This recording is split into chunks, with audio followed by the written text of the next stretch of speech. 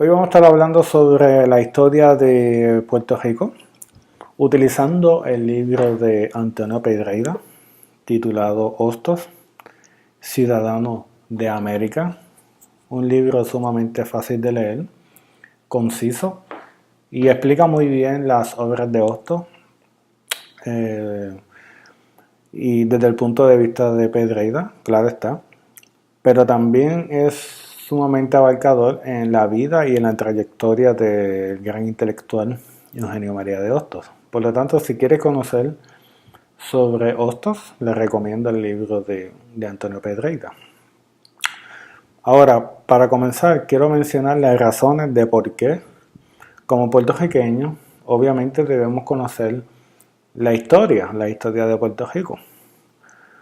Una, como menciona el doctor José Acosta, el que no sabe de dónde viene, desconoce hacia dónde va.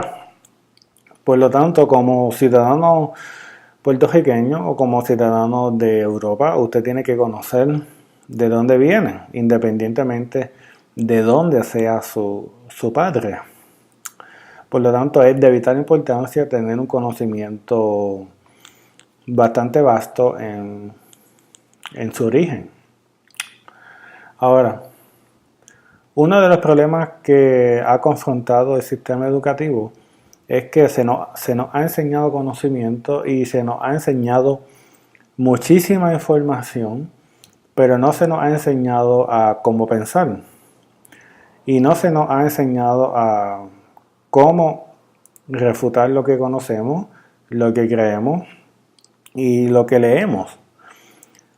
La importancia de refutar lo que leemos y conocemos es sumamente importante porque cuando refutamos eso es que creamos nuevas preguntas y nuevo conocimiento. Mientras que si solamente nos quedamos con lo que leemos y con lo que pensamos que conocemos, pues va a ser mucho más difícil crear un nuevo campo de conocimiento. Aunque conocemos fechas y conceptos que son estándares dentro de la historia de Puerto Rico, muchas veces no conocemos las implicaciones que tuvieron estos conceptos dentro de la personalidad y el carácter del puertorriqueño. Esto se debe porque muchas veces el sistema educativo enseña de una forma deductiva y no inductiva. Por ejemplo, la mayoría de los puertorriqueños conocen quién fue Eugenio María de Hostos, pero citando a Pedreira, dice: Hostos es un hombre que todos conocen, pero nadie ha leído. Lo que esto significa es que todo el mundo conoce y ha visto la figura de Hostos, pero no muchos conocen qué hizo por Puerto Rico, qué obra escribió y así sucesivamente.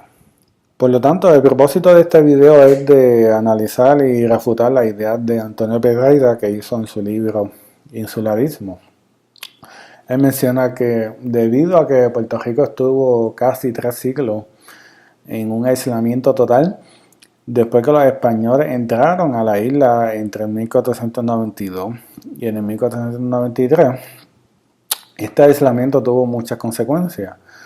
Por ejemplo, como él menciona en su libro, en el 1662 aseguraba el gobernador Juan Pérez de Guzmán que hacía 11 años que no llegaba un buque mercante de España a Puerto Rico. Por lo tanto, el autor alega que debido a este aislamiento por tanto tiempo, condicionó al ser humano a tener una mentalidad de dependencia, de conformidad y de humildad, y que no solamente eso, que la geografía de la isla también ayudó a condicionar al puertorriqueño a depender de otra nación. Ahora, ¿qué de cierto tienen estas implicaciones que menciona el autor? Y segundo, ¿cómo llegaron a estas conclusiones? Lo primero que voy a refutar es que estadísticamente es sumamente complejo generalizar una población utilizando una muestra. En el caso de Pedreira, sus opiniones no fueron basadas en estudios empíricos, sino en opiniones personales, lo que hace que su argumento sea más subjetivo. Por lo tanto, las opiniones de Pedreira para mi juicio, fueron y siguen siendo subjetivas y no representaban la población del puertorriqueño de esa época. De la misma forma que hoy día no existe una personalidad específica del puertorriqueño, sería racional pensar y asumir que para esa época tampoco existía una personalidad única del puertorriqueño.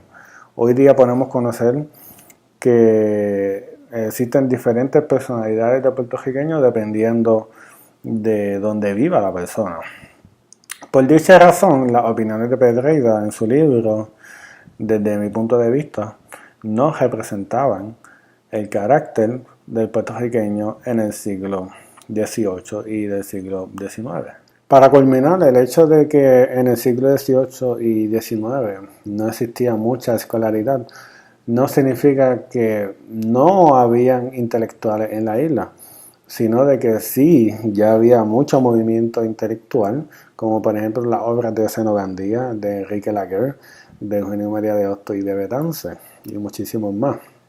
Y de hecho, para la mitad del siglo XIX se fundó el Ateneo puertorriqueño, que venían profesores de Cuba a enseñar en Puerto Rico, y el Ateneo puertorriqueño fue lo más cerca a una institución universitaria para esa época. Por lo tanto, debemos conocer nuestra historia para refutar lo que se ha dicho y lo que se ha escrito sobre el puertorriqueño y sobre cómo nuestra cultura ha ido cambiando a través del tiempo.